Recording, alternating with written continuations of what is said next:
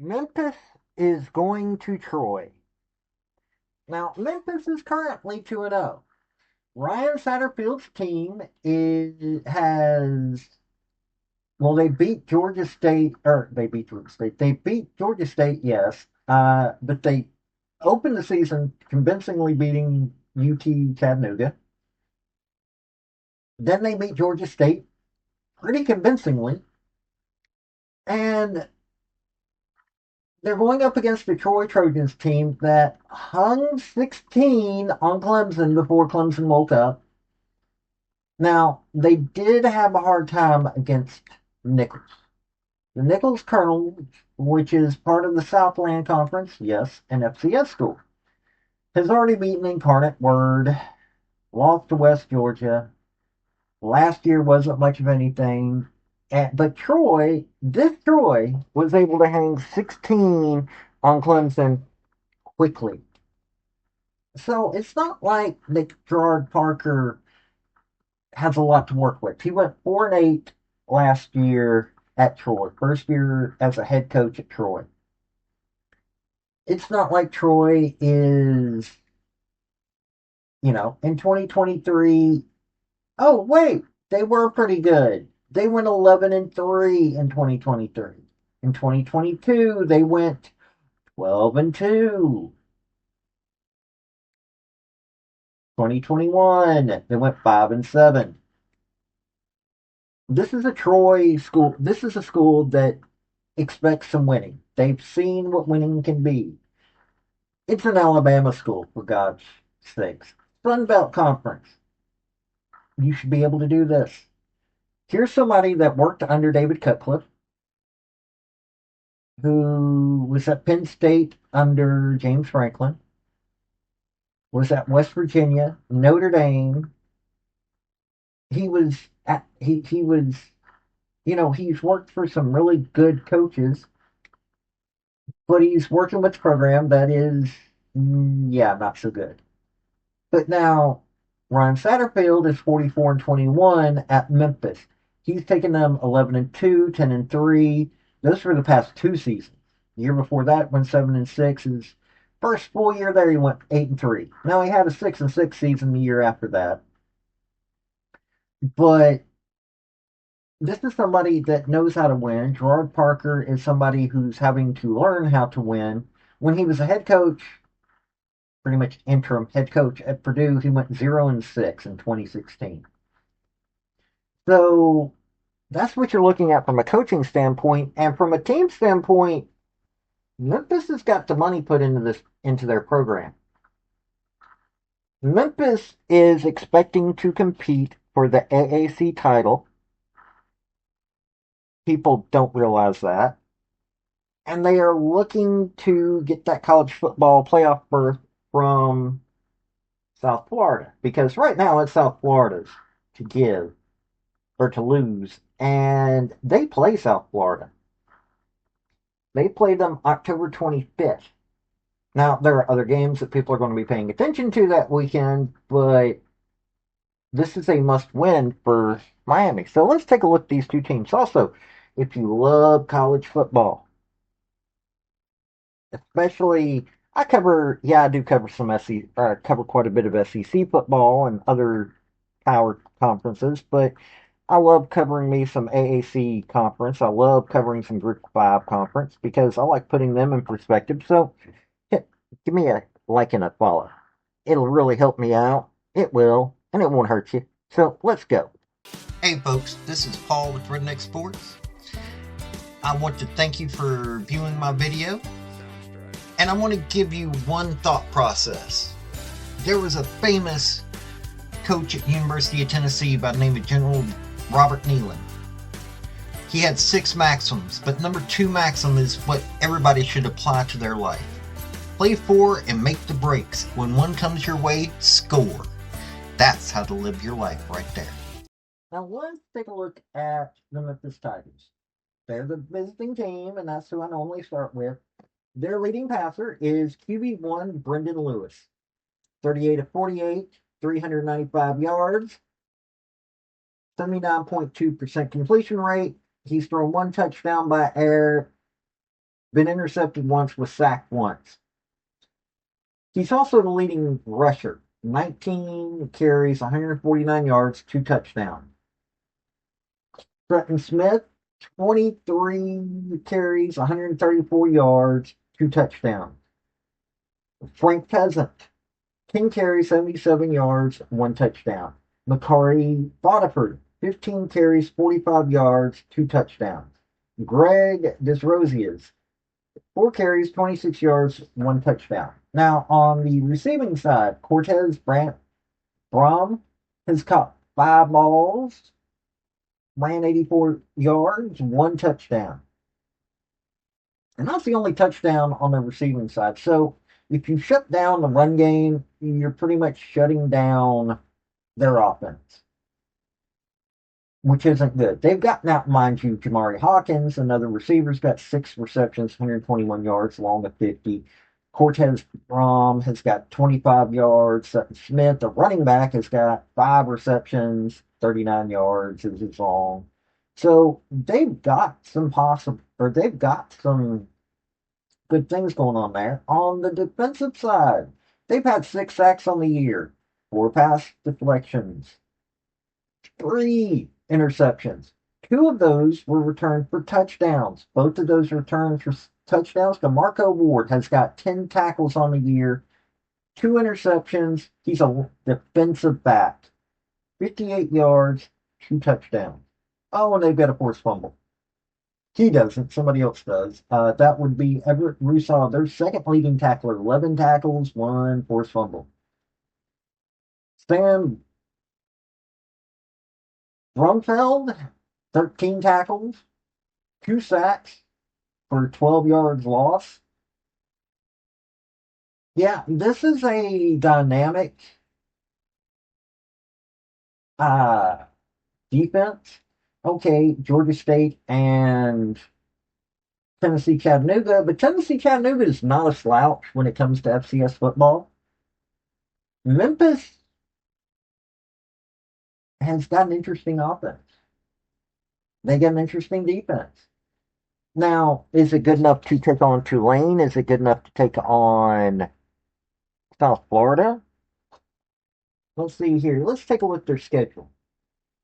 They got South Florida. They got Navy.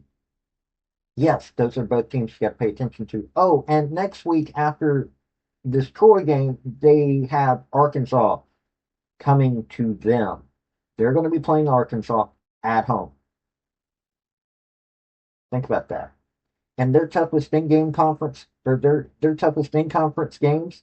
Oh, wait, they've also got Tulane coming to them. So South Florida's coming to them. Tulane coming to them. Navy coming to them. Their toughest road game is at East Carolina. No joke. That is their toughest road game this year. Yeah, this is an interesting Memphis team. They've just got to get their passing situation not necessarily handled, just got to get their wide receivers getting touchdowns. That's all they got to do because they're throwing them. They've got 395 yards rushing, 438 yards rushing, 395 yards from the air attack. So yeah, they have an interesting team. They really do. Now let's take a look at the home team, the Troy Trojans. Goose Crowder is their QB1, 33 of 55, 60% completion rate. He's got 3 touchdowns by air. Been intercepted 3 times, got sacked 4 times.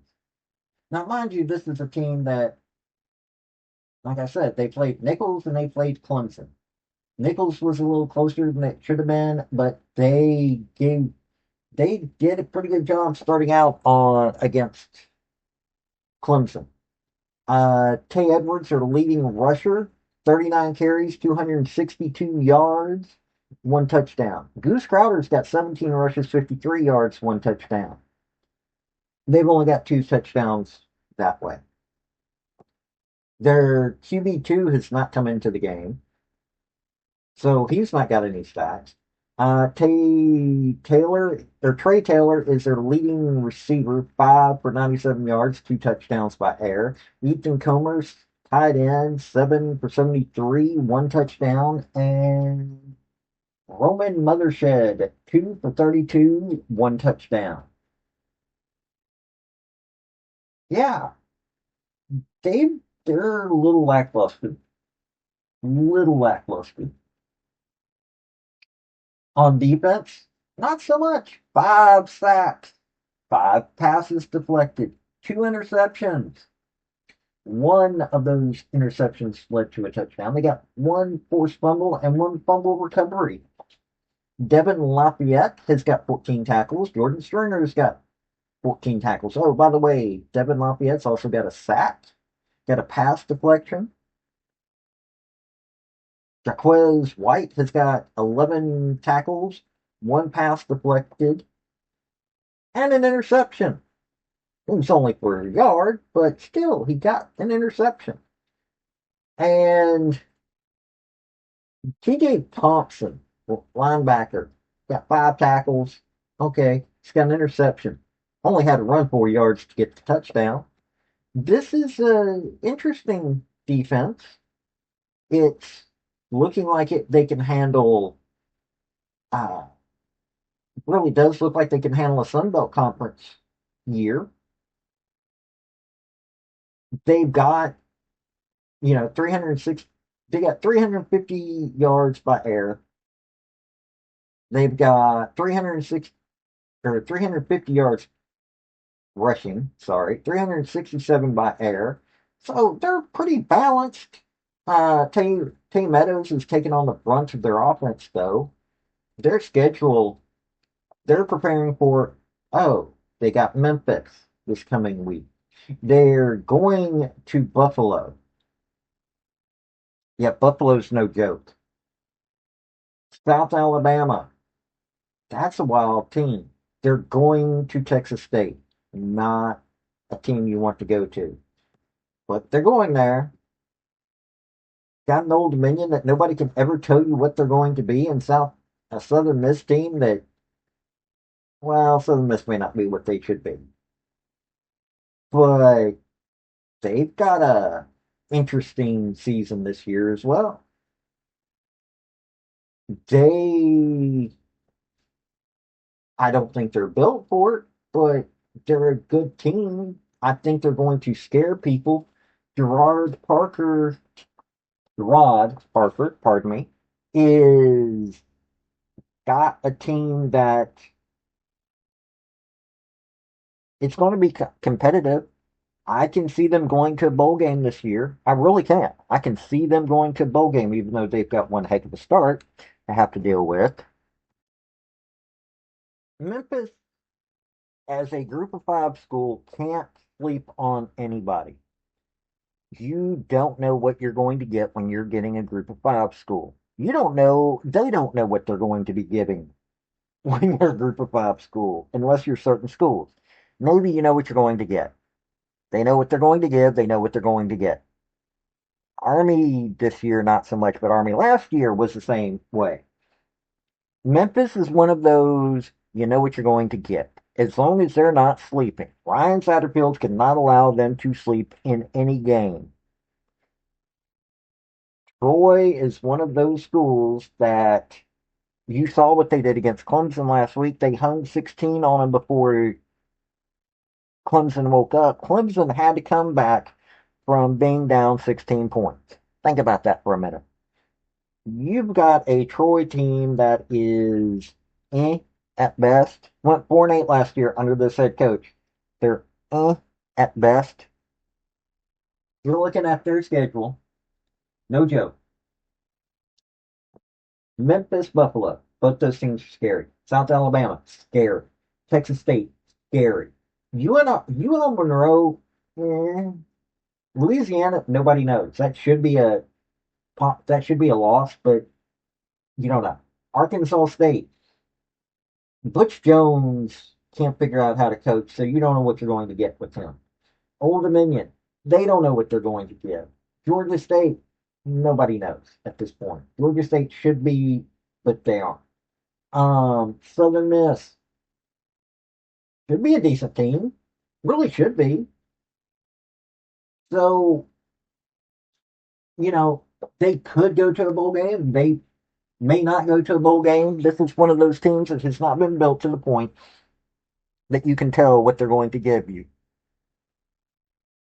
So Memphis coming in there, this being an away game for Memphis, this is going to be a scary game.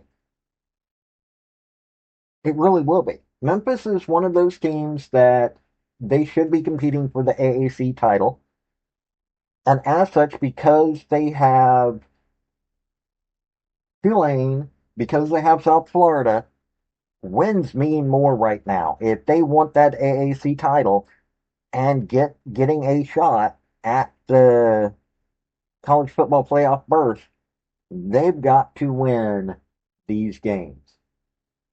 This is you've got to do it. I know that Troy isn't much of anything, but you saw what Troy did last week. You can't sleep. So I do say that Memphis is going to win this game. Memphis has got the team. They've got the money into the thing. But if their run game shut down, yeah, they've got a passing game that is worth paying attention to, but they're being a little too reliant on the run game right now. Brendan Lewis, running as much as he is, could get hurt.